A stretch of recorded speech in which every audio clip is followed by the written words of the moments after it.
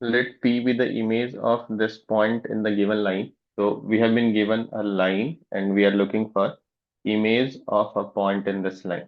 तो ये जो लाइन का इक्वेशन है वो क्या है, x-1/2 is equal to y+1/3 is equal to z/4। अगर आपको इस लाइन पे कोई भी पॉइंट लेना है तो आप इसको लैम्डा से इक्वेट करेंगे, and any point on this line in the parametric form will be 2λ+1, 3λ-1 and 4λ।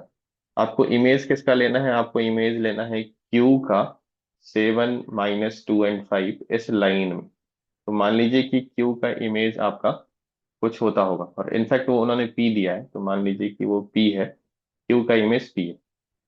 तो यहाँ पे एक फुट ऑफ परपेंडिकुलर बनेगा, let's call it as M। M जो है वो इसी लाइन पे लाई कर रहा है, तो M का कोऑर्डिनेट यही हो जाएगा for some value of lambda.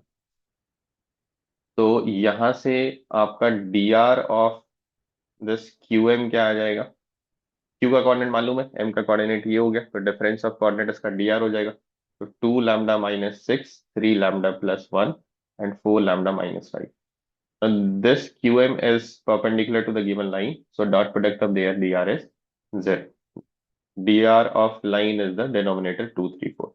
So 2 into 2λ-6 plus 3 into 3λ+1 plus 4 into 4λ-5 is equal to 0.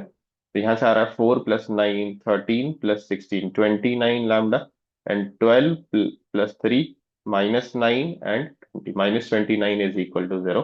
तो लैम्डा की वैल्यू 1 आ रही है यहाँ से। तो लैम्डा की वैल्यू 1 आ गई, इसका मतलब you got the coordinate of M by putting lambda equal to 1, which will be 3, 2 and 4। तो M का कोऑर्डिनेट हो गया 3, 2, 4, और P का कोऑर्डिनेट कुछ इस तरह से होगा कि इसका मिड पॉइंट P और Q का M हो जाएगा। तो P का कोऑर्डिनेट यहाँ से आ जाएगा आपके पास -1, 6 एंड 3 यूजिंग मिड पॉइंट। तो आपको क्या चाहिए, R जो है वो भी एक पॉइंट है इसी लाइन पे।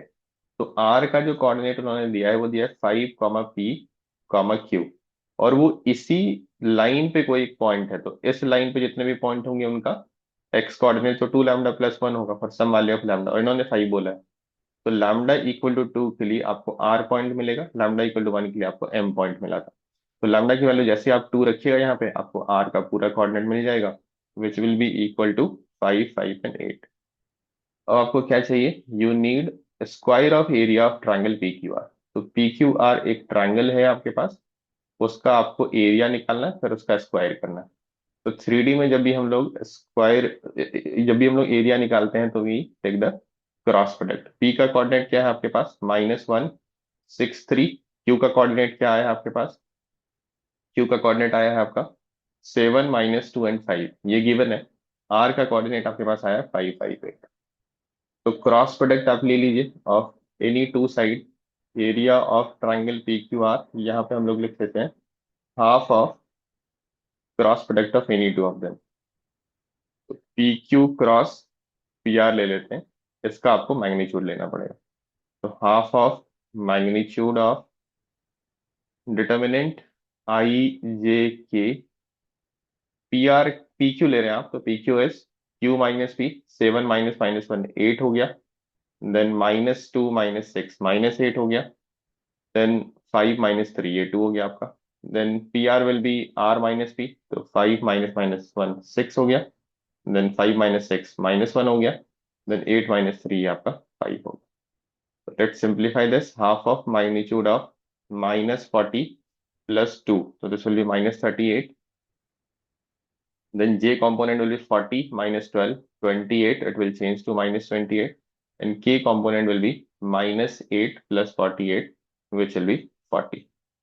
ये आप 2 से डिवाइड कर लीजिए, तो this will be -19 I cap -14 J cap plus 20 K cap। अब आपको इसका मैग्नीट्यूड निकाल के स्क्वायर करना है, एरिया का स्क्वायर चाहिए आपको। तो 19 square plus 14 square plus 20 square. 19 square is 361, 14 square is 196, 20 square is 400। When you add, you get 957. Let's check the answer. What is given? Answer is given as 957. We are also getting the same answer.